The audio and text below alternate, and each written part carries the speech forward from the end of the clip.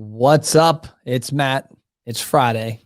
We're going to end the week with a little fire from my man Roger. We're going to talk all things restaurant, human resources with regards to finding human beings.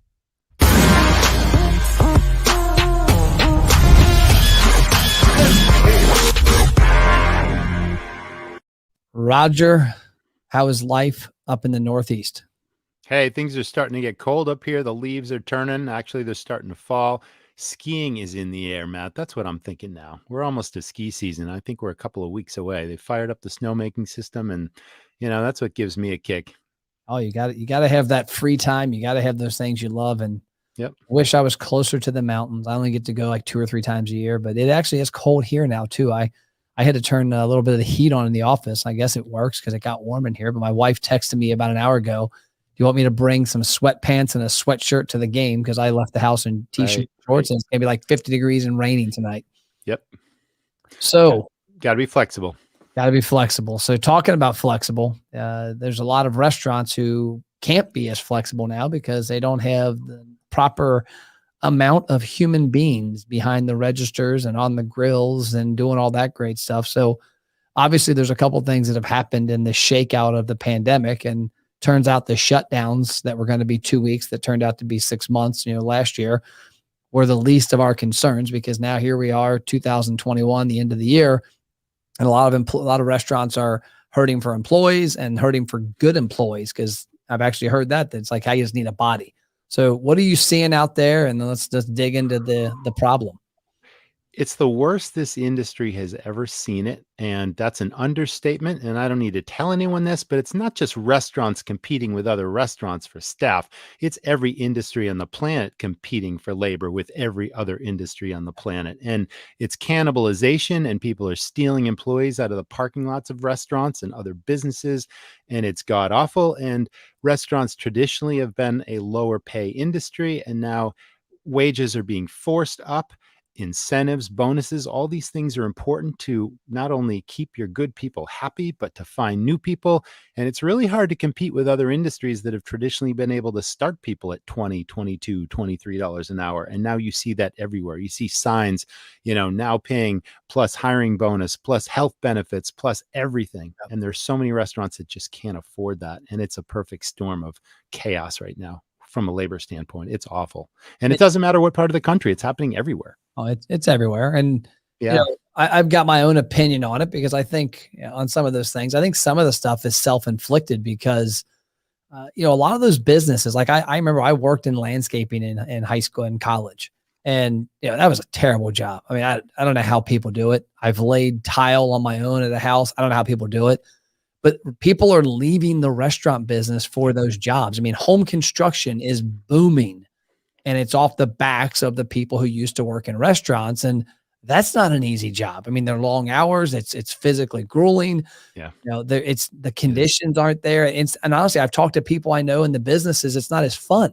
Restaurants, you can have fun and there's flexibility. There's all these cool things. But I think from a couple standpoints that I want to get into your opinion on. First one we'll talk about is, I think restaurants got lucky for many years by being able to be crappy bosses to people and have people there working. I think the other thing is, restaurants, the ones that are awesome employers, don't do a good enough job showing that online, showing that on Facebook and TikTok and Instagram. And the restaurant business is fun. It's a heck of a lot funner than working in a construction site building a home. No question about it. A long time ago, my very first job was a dishwasher at a country club. And yeah, that was a steamy, grimy, hot job, very unpleasant, but the people were cool. And it was a private country club. And I quickly got promoted to bartender, but I didn't even mind being a dishwasher, because everyone in the restaurant, they were cool people. You liked hanging out with them after work. And then I was promoted to bartender. And that's when I really learned what hospitality was all about. And it became such a lucrative gig where all these, wealthy, high-end, members of this club are suddenly throwing $20 bills at you every time you serve them a 3-shot martini, they're but anyway, that was really what it was all about. But you hit it. It's like, it's gotta be fun. You gotta make the place fun. You gotta keep it fun. You gotta incentivize your people with fun prizes and recognition and rewards and all that. But you're also touching on the difference between, you call it crappy management, or, the way things used to be. And now there's a difference. There's a word: empowerment versus delegation. Any manager can tell somebody what to do, but it's the rare manager that recognizes talent in someone, nurtures it, develops it, and then empowers people, gives them more responsibility, gives them the chance to fail, and allows them to use their good judgment to move the business forward, and then recognizes and rewards people for doing that. That is the key to the future. Keep it fun, make it fun, keep it fun, and then empower, don't delegate. And that's how you build what I call the dream team. Yeah, and I agree. I mean, there's a difference. I've got my team. I just got done with a team Yep. meeting talking about Yep. some stuff, and the one thing I dislike doing is, hey, do this. Just take the garbage out, or make this post, or do this email. I want people. I had somebody recently on my team that I gave a task to, and I said, hey, this is in better hands than with you than it is me.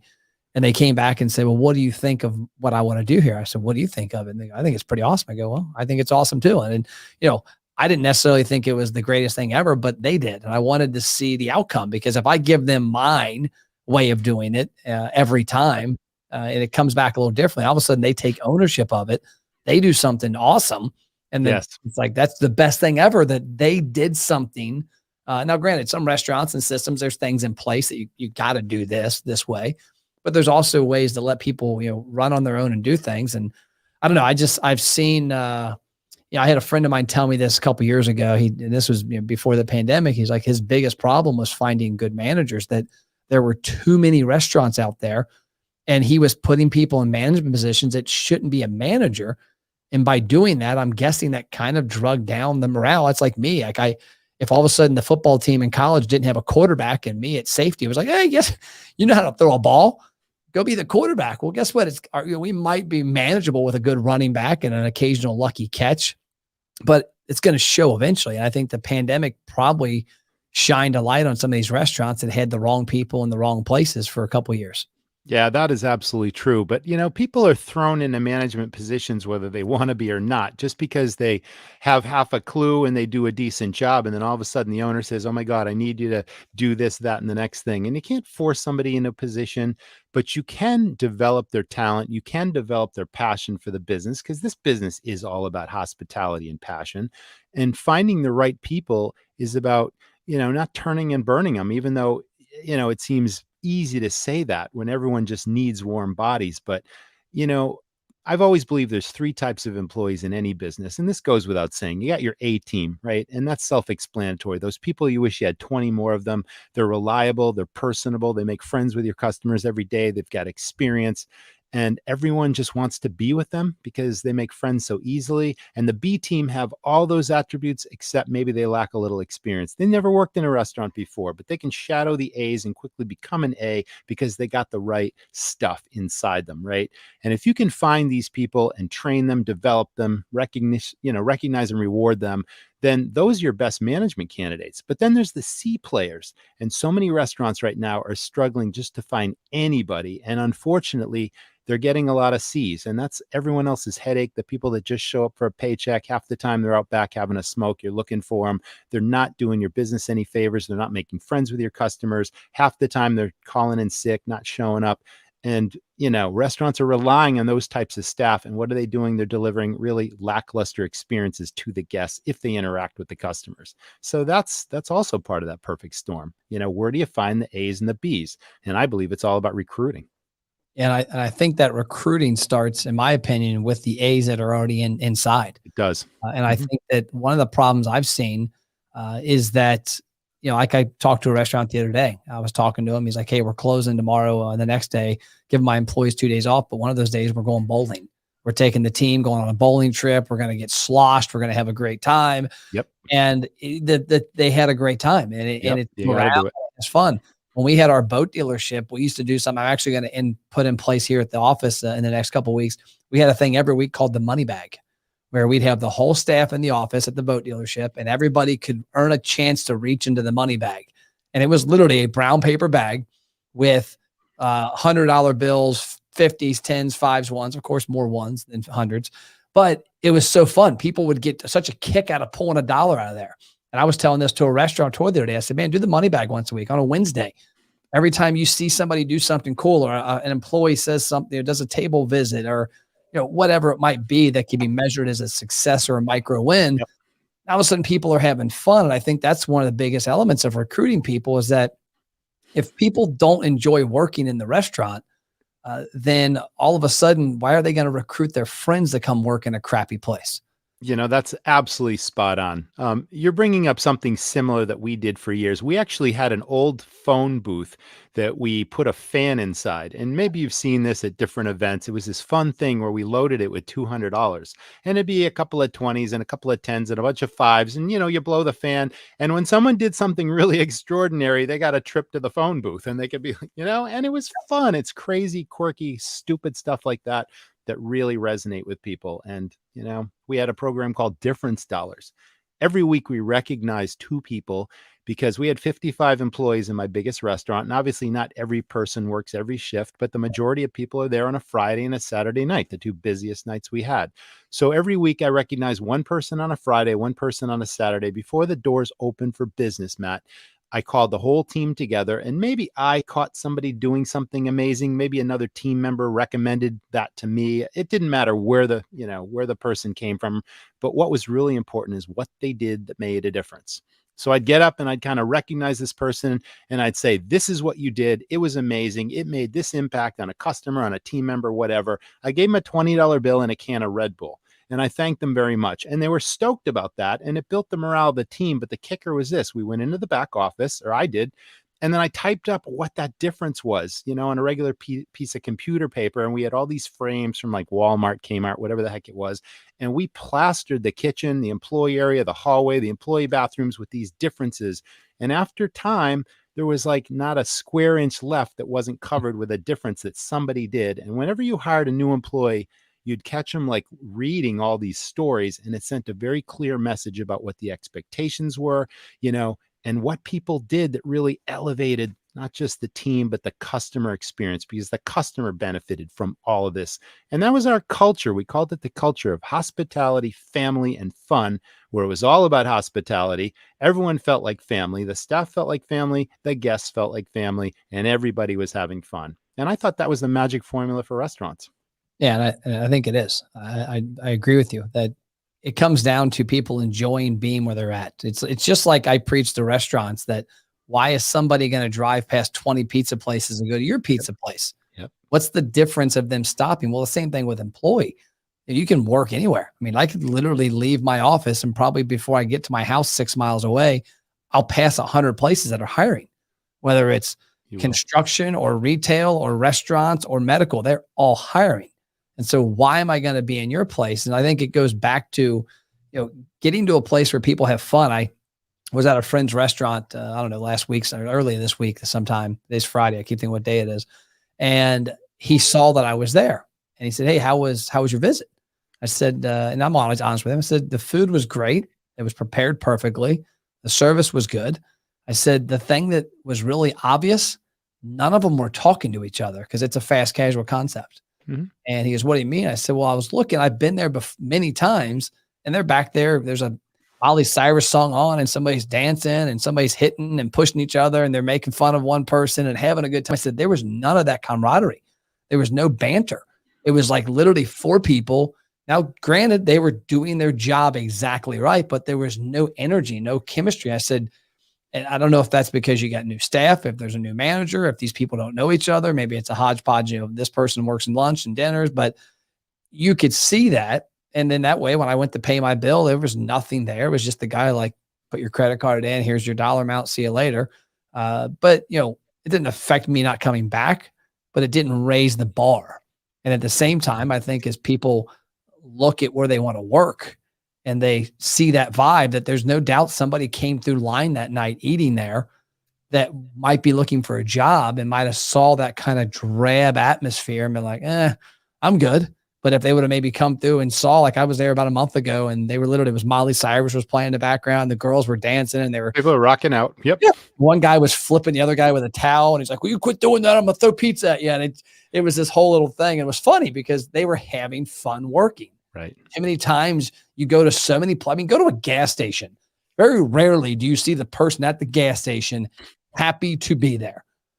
It's just, that's like where I've seen the most miserable people is gas stations. Behind the counter. Yeah. Selling butts and lottery tickets. Yeah, lottery tickets, cigarettes. What type of chewing tobacco do you want? Yeah. And they don't like it. And you don't want that. And so to me, that's one of the elements. The other element, which I mentioned earlier, and this is my forte, is I think businesses, especially restaurateurs, I've had meetings with 6 restaurant owners virtually. My team's out traveling in Lexington, Kentucky, and I was here at the home base at the mothership, and I had 6 different restaurants I talked to, and 4 of them made comments that they're not active on social media. Like the business does a little, they're not at all. The one place I looked at their social media and it was like a graveyard. And I think people fail to realize that that's not only a marketing tool for eating at the restaurant, it's a tool for that place looks fun. That place looks awesome. And I've told the one guy, I'm like, dude, you're telling me you can't hire? It's because I go to your Facebook, your Instagram, your TikTok, your Snapchat. It's lame. I said, take a phone. Like I got 2 iPhones in my house that don't get used right now. Everybody's got something laying around. Go buy an iPod Touch. Go buy something. Have it connected to the Wi-Fi and empower your team to have fun back there. Do a funny TikTok, do a boomerang, go live talking about the pizza you're making. You start doing that stuff and it puts personality. That 21 to 25-year-old goes, that looks pretty cool. That's where I want to be. Yeah. For sure. I love the fun stuff you're talking about. And it made a lot of sense when you said, hey, take them out for a bowling night, sell them, take them here, take them there, do some team building stuff, just some camaraderie stuff, have a few drinks. That's all great. And now restaurants have time to do that because so many restaurants have to close a day a week just because they can't fully staff it. Why not take that time and take your team out every now and again and show them a good time? So the fun piece is important, but giving them a voice is also important, and knowing that, your contributions matter and that the owner or the manager really cares about coming up with new ideas and really encourages you to, not just do your job, but try to make things better. That's important. Fixing anything in the restaurant that's broken. If it's hot in the kitchen, bring in air conditioning or fans. If people are on their feet all day, bring in new rubber, cushy mats, buy them comfortable shoes. It's like we used to do all this stuff for people. Oh, is that dough mixer like on the blink? Is it not working? And every time you work, it's a pain in the ass to make the bread dough. Get them a new mixer. But ask your team, what is broken that I can fix that'll make your job easier? And you'd be surprised at what they'll tell you. And God, that'll make their jobs happier as well. So that's important. Fix what's broken, give them a voice. Flexible time is important to people too. Yeah. And I know that's a challenge in some cases, but I mean, if you're really rigid, no, you can't have tomorrow off because you got, that kind of thing. It's like they'll go elsewhere. You can't lose your good people. You got to work with them. It's a give and take situation. And all this is going to help you. Well, it's like tonight, my son's high school football game got moved from 7:30 to 6 because a storm's coming in. I guarantee you there's a parent or a sibling that works in the restaurant business that gets off at 6 o'clock or 7 o'clock. That's now like, oh my gosh, I'm going to miss it. Can I get off an hour early? And there's going to be somebody. No, you can't. You got to have a little compassion. I was watching. People have lives. Yeah. I was watching Undercover Boss. And I can't remember the name. I love that show. I can't remember the restaurant brand. It was a restaurant brand. And it was a guy who was talking about his dad used to run the company. His dad died. He took over the brand and he went undercover and he's at the bar. And he had asked the question to the lady. She didn't know him about something. And she came out and said, she would possibly leave. She's been there forever. Since the former founder died, things have changed. Because what do you mean they've changed? And she's like, well, give you a good example. Friend of mine, I had a funeral I had to go to a few weeks back that I wanted to go to. That was a close personal friend. And I was not allowed to go because of the scheduling and the new rules in place. The former owner wouldn't have done that. He would have made sure I was at the funeral. And it was wild to see that. And it kind of reminded me of a story, not that in depth, but a friend of mine that owns some restaurants used to have this. I thought it was a lame rule. If you had tattoos, you had to cover them up. Yeah, that is lame. He had employees that looked like they had just got done in a battle. Cause like they would have bandages. They would have these supposed to look like skin wraps. And I'm like, that obviously isn't that. And I remember asking him one time, like, dude, how about you just don't hire him then? I mean, if you have anti-tattoos, I mean, one, Right. wake up, it's 2021. This was like 2020. I'm like, but Yeah. you're making that person, that's something they're proud of. My daughter's 19 and has a tattoo. I don't necessarily like it. She does. It's her damn arm. Have fun.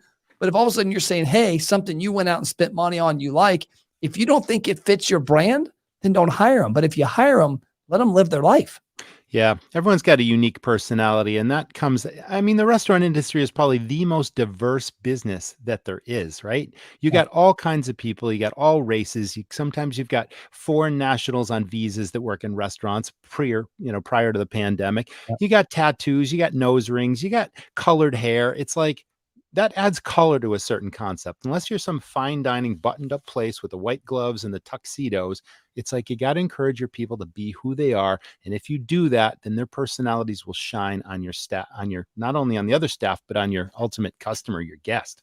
And, that just creates an interesting, more fun place to work. And diversity always worked well in my properties. We had all kinds of people, and we just encouraged them to be who they were and to make friends with the customers. And that was encouraged, and the guests appreciated it.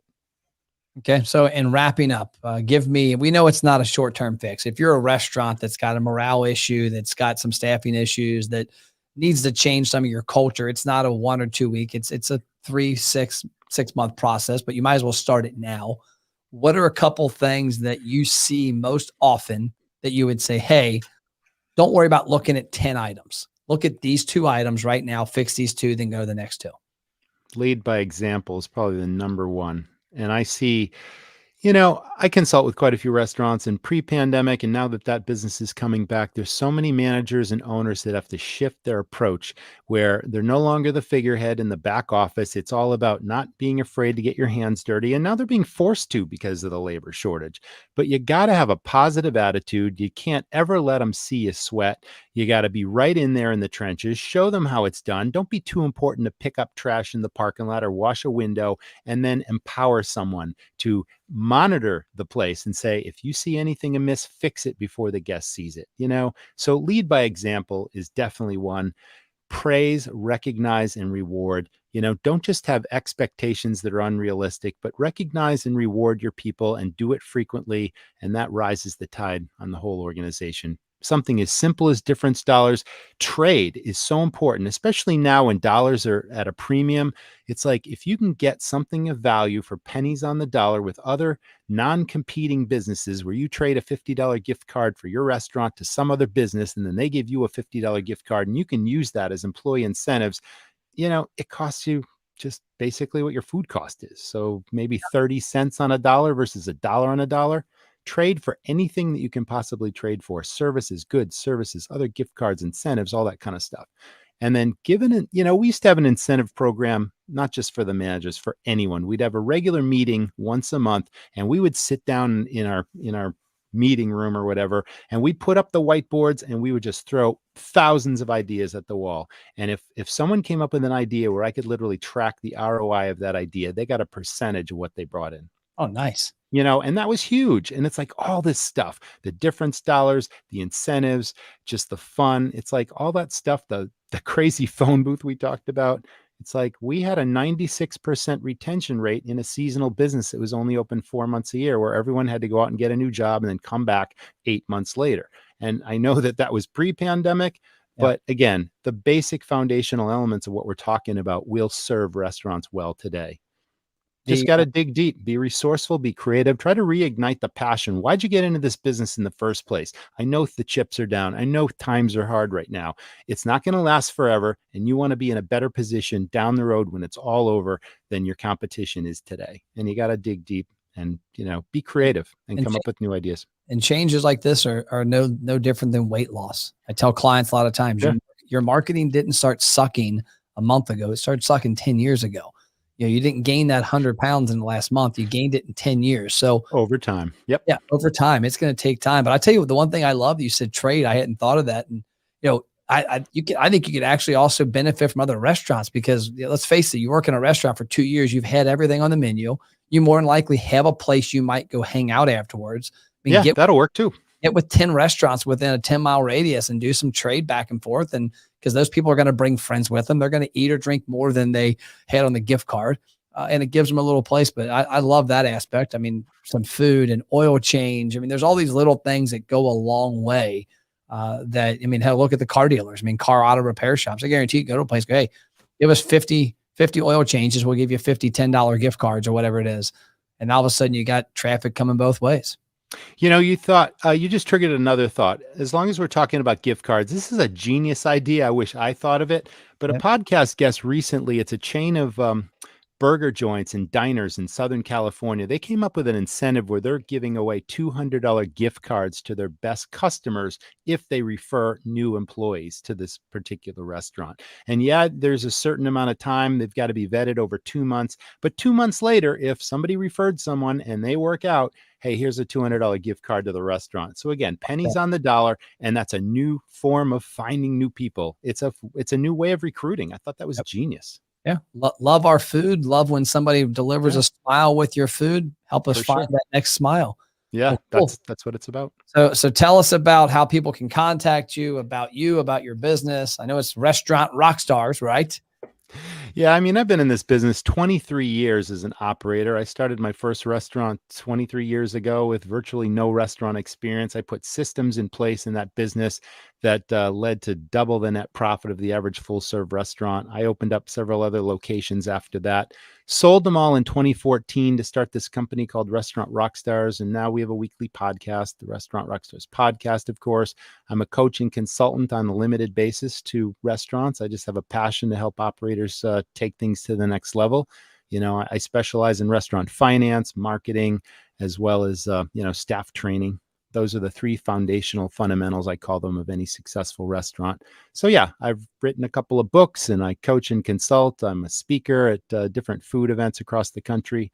And it's just passion for this business that wants me to help anyone else. And it just pains me to see this industry being devastated by the labor shortage and the pandemic. So if we can help one restaurant at a time, that's your mission, Matt. That's my mission. And we just want to reach people and help them succeed. Cool. I love it. I appreciate your time on this Friday afternoon. Go enjoy the snowflakes and get ready for ski season. Thanks. Yeah, the podcast is free, by the way. If anyone wants to subscribe to it, it'll come right to your email inbox at restaurantrockstars.com. And we won't spam you. We'll just send you the podcast. Cool. Restaurantrockstars.com. Check it out. Download the podcast. Follow this man. Get his books. And more importantly, change your culture. Smile. Find the right people. Do the right thing. Empower people. And let's all have fun and get through 2021 and 2022. See you, Roger. Thanks for having me on the show, Matt. Good to see you. You're welcome. Good to see you.